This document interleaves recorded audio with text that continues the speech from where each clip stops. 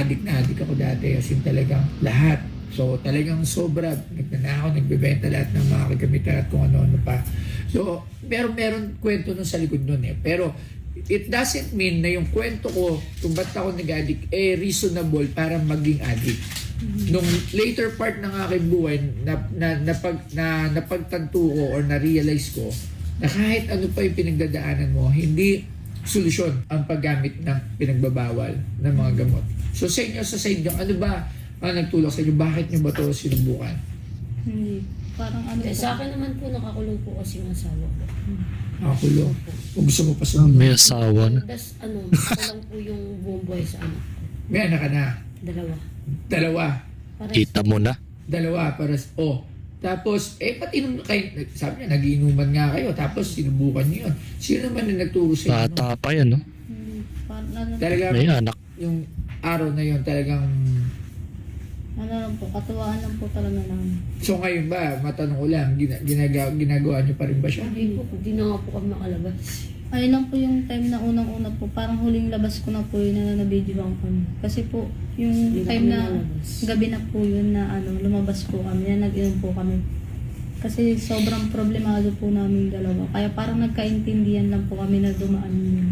Para makatakas sa Opo, problema. parang, opo. Ano ba yung problema nyo?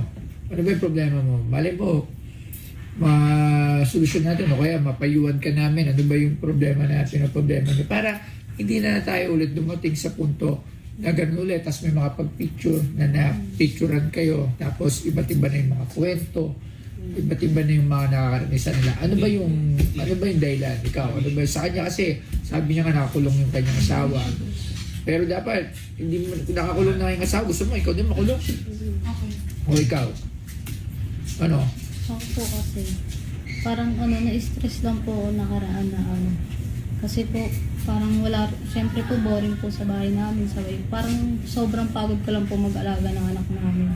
Kasi po ako lang po mag-isa yung nag-aalaga. Parang Ito, una sa lahat, mga ka-plastic. Take note kayo mga bata pa. Ginusto nyo yan.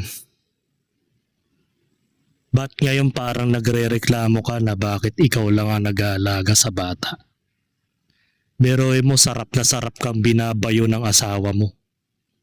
Halos kainin na lahat ng libag sa buong katawan mo nung nagkakarausan kayo that time. Ginusto nyo yung mga ganung bagay, mga ka-plastic. Tapos ngayon magre-reklamo ka na bakit nahihirapan ka na sa mga anak.